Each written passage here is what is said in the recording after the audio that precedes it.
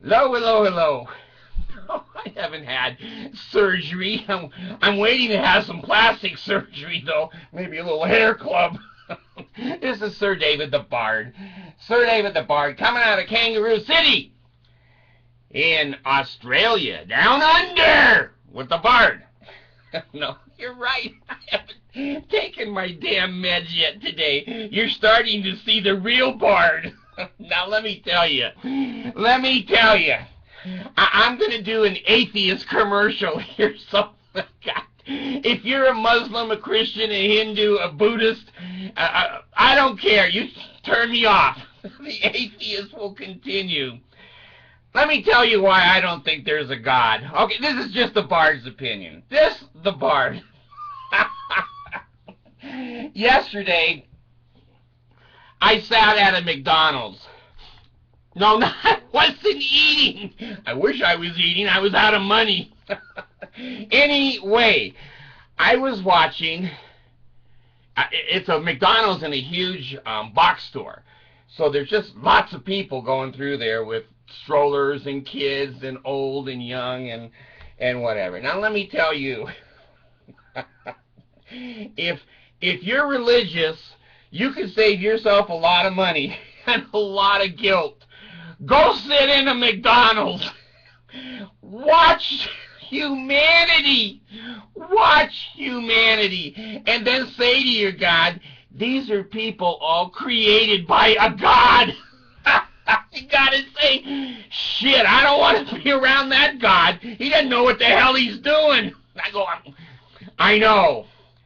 Anyway, you know, I do enjoy some of the little kids. They had little ponytails and little smiles, and they're just as cute as can be. But their parents, Jesus, they've all been hit with the ugly stick. Now, if you believe in Mormonism, you have to believe their doctrine. And their doctrine says that all of these creatures, like a zoo, are brothers and sisters. Now, if I did genealogy, which I never did, because I know one of my ancestors was a hooker, General Hooker, who got prostitutes for George Washington. Hey, why do I want to know that, you know? Anyway, if I knew these people were related to me, I'd probably kill myself again and again and again. You see every dimension.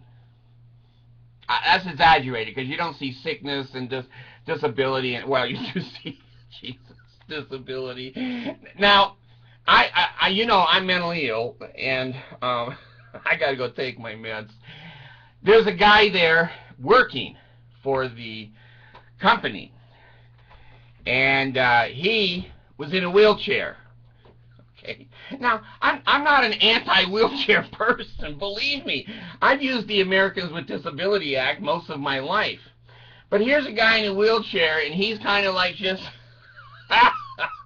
rocking like an autistic child. And I can make fun of autistic children because I have one. I know how they rock.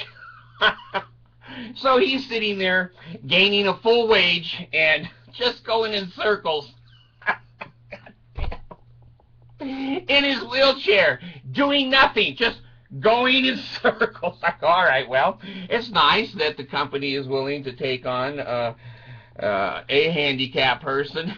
But then when I started looking at the rest of the employees, I thought I was in Asia. God, I remember Manila. I thought I was in Manila. I knew I couldn't speak English at McDonald's. I had to give hand signals for, God, a #1 with a Diet Coke. Oh, God. Oh, Jesus, take me now. Pale me, lay me, ail me. See?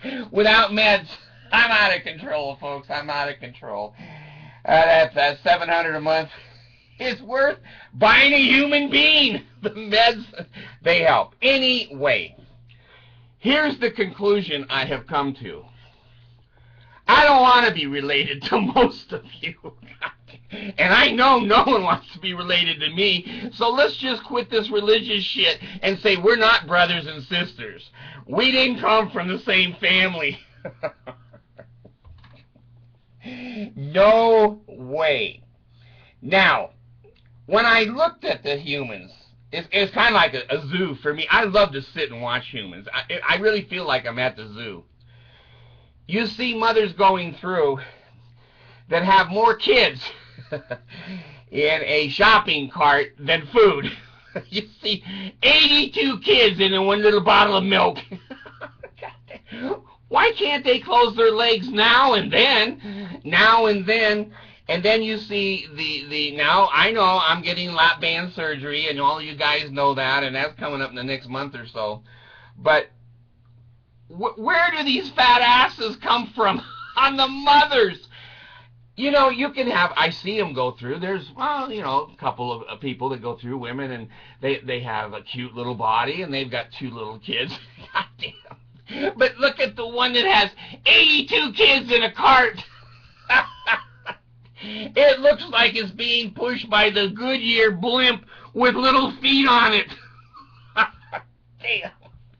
I try not to stare, but I'm kind of like Columbo. You're all too young to remember Columbo. But he had one eye that could go, like, what is that? Not a chameleon. What is that? Maybe it is. That can look one way and then the other way. So I'm sitting in McDonald's and both eyes are going different directions. So the people look at me and go, shit, I don't want to be related to him either. I'm dying here, folks. I'm dying. Anyway, there's no God. A man, an ordinary man could have created better looking, more intelligent, and more useful creatures than what I saw in that story yesterday. The yelling, the screaming, kids throwing shit, moms slapping the hell out of kids that were trying to get into McDonald's. Oh my gosh, old people. You know, I saw one lady come in and she couldn't even see the aisles. She had to put her glasses on to see the aisles. And I'm saying, hey, you know, maybe it'd be better if you were dead. I don't know. Now, here's the other thing I think about with this God stuff. Everything has an expiration date on it. Food, those kinds of things. But humans don't. I think it's very cruel. I think if I was God, I would say you've got 76.99 years, and you can look at your biological clock, and you know you're going next month. Get your affairs in order. Grow up. Stop acting a fool. I think human beings should have expiration dates on them. I think that makes them behave. Now, let me tell you, I told you a couple of videos back, I have outfitted my house with cameras. They go 24/7, my cameras in my house, and they record for, I think, 90 days, 3 or 4 months. Then they start recording over themselves. I've got 4 or 5 cameras. The behavior of my kids, they're angels! I have never seen anything like it. The screaming, the yelling, the teasing, the hitting, the making fun of each other, all gone. Because Dad points up and he goes, it's there. If I deport you or put you in residential treatment, there's proof why. Oh, okay. They clean the house. They speak kindly. If I knew that $2,000 or $3,000 would have done this when I was 20, that'd been the first thing I bought. First thing I bought. They can't get away with crap. I sit in my room and I have, I have the TV, but I also have the video camera little thing there. And I look around and I say, hey, Allison, get the food out of the office. Don't hang crap on my microphone. Abigail, turn your music down. I don't have music, Dad. So I'm looking at you and I see the iPod moving. So it has been a wonderful transformation. I have to admit, Mom and Dad are better. We weren't, well, maybe we were that bad. I don't know. That's self-evaluation, and that can be very, very dangerous. But I try not to swear as much. I don't do some things I used to do because I know I'm on camera. And so does she. So Mercy has turned into just a very happy, perfect little person.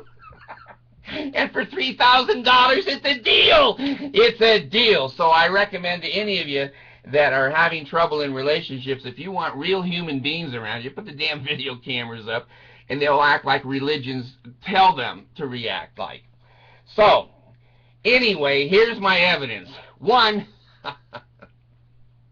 they're so stupid, the people I was looking at. I've seen some really idiotic things.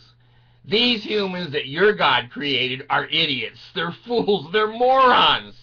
Number two, they're ugly as a mud fence. For every one that goes by and I go, whoa, hey, ah! Sometimes I don't do that in McDonald's because they have a video camera there. But, you know, 1 out of 1,000 cute little gals go by. The rest of them, they're carrying bags of groceries and carrying bags of hips.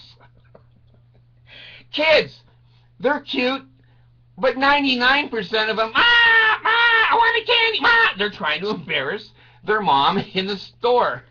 It's hard as hell to hit a kid in a store and not be abusive because you're on camera and the kid knows it. They take advantage of that. I have seen the old, the young, the wheelchair guy just goes, and then at the other door. I was going to go out the other door because I was afraid the wheelchair guy was going to get me. So there's a guy standing there. Now, I've been in the most famous whorehouses. Now, I don't mean Nevada. I mean horror houses where they're trying to scare you, okay? Now, this guy at the other door, I don't know if he was alive or dead. I was going to put a mirror under his nose, but I know there's cameras. I can't do that shit. So I behave. I don't know if he's dead or alive. But a 7-foot skinny, 95-year-old man standing stiff against the bottles of Coca-Cola makes me suspicious. He didn't say good evening, thank you for shot. He didn't say shit. He just stood there. I thought, well, hell, I'm scared. You know, I like amusement parks. I'm so old now, I can't get on half the damn rides. But I'm going to go off this subject here because I can. It's my show. I don't have any meds. You're going to follow a bipolar mind. I'm talking about amusement parks. We went to Universal Studio last year, I think it was. And I rode down the big boat and in the dinosaur place, and the water comes up in your face. And, you know, I rode around on 90% of the rides. I don't like rides that just go round and round and round. I barf. So anyway, my girls say to me, Dad, let's go on the Revenge of the Mummy. I said, no problem. Mummy Revenge doesn't scare Dad. The hell with the mummy. He ain't gonna revenge me. I never did a thing to the mummy in my life. Well, anyway, there's this great big sign at the beginning. Well, hell, I don't read signs. If I want to know something, I'll ask the mummy. I'm not going to read the mummy's Book of Mormon stamped out there on the sidewalk. So we all get on there, and I get in, and the holder that comes down to hold you, it wasn't fitting all the way down. And I told the guy, I said, hey, you know, I'm a little fat, and if you push that all the way down, I'm not going to be able to breathe. And he said, well, and he's a smart-ass kid, young kid. He says, well, ride and hold your breath or get the hell off. Jesus! What kind of an employee are you? Sensitivity to the fat people. Well, anyway, he pushed that son of a bitch down. I could barely get a breath. And hey, I've been on roller coasters before, and I liked roller coasters. I still like roller coasters.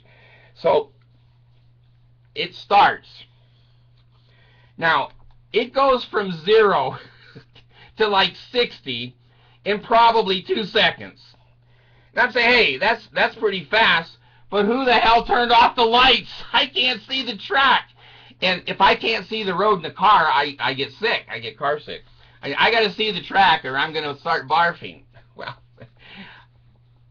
I wasn't being able to be heard above the others screaming, you pussy, you cowards, you cheats, liars, steal, yell. The Bard is going to be cool. Well, hell, It started going faster and faster, upside down, rolling around. I go, hell, I'm going to make it just to the end, and then, you know, I'll be able to say the Revenge of the Mummy did not get me. But we got to the end, in the dark. I said, hey, who turned off the lights? It started going backwards. I go, holy shit, no, I can't do it backwards. So I'm backwards now. I can't see the track. The son of a bitch is going like 100 miles an hour, twisting, turning, left, right, knocking the BART all over, and the people are screaming, and pretty soon the BART is going, ah! They broke the BART down. I was screaming, help, stop! They're not going to stop for the BART. So we got back to the terminal where the lights were. Now, I didn't know the son of a bitch was going to go forward in the dark and back in the dark, but it did. So the smart-ass guy that wrote me in, he comes over with a big smile on his face, and he goes, well, how are you doing? I was so weak I couldn't even yell at him or slap his ass, bitch slap him. I just crawled out of there like on my hands and knees, and all the teenage kids are laughing and going, hey, look at the old fart. He can't take it. Well, I finally get myself up to my feet. And I'm able to walk over to the little cafe across from the Revenge of the Mummy.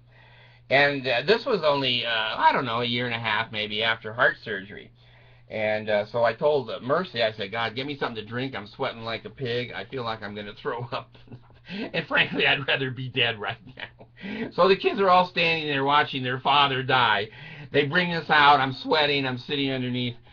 And, you know, it's my Allison that always, you know, she's really going to make a mark in life. She comes over and she says, Dad, are you all right? And I said, no!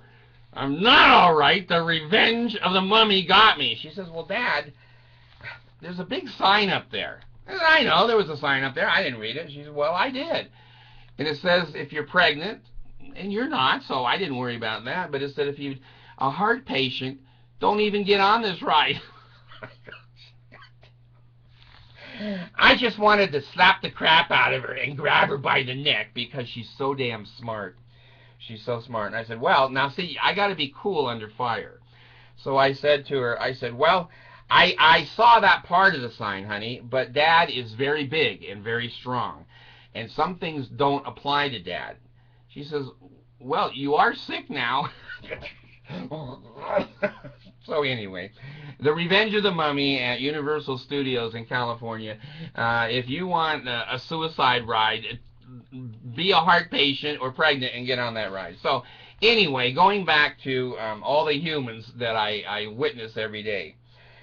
I don't think there's a God because they're too ugly. They wear out. They break themselves down staircases. Their bones break inside. Their heads quit working. They can't talk. They hate each other. If you don't believe in their antique religion, they'll hit you over the head with a damn sword until you die. They'll stab your children in the heart. They'll cut off your testicles in Vietnam. This is a great group of people. This is a great group of people, and I'm so proud to be among them. So anyway, I don't think there's a God. I think these people... I saw a few of them that looked like they were just out of the ocean, just kind of climbing up onto the beach.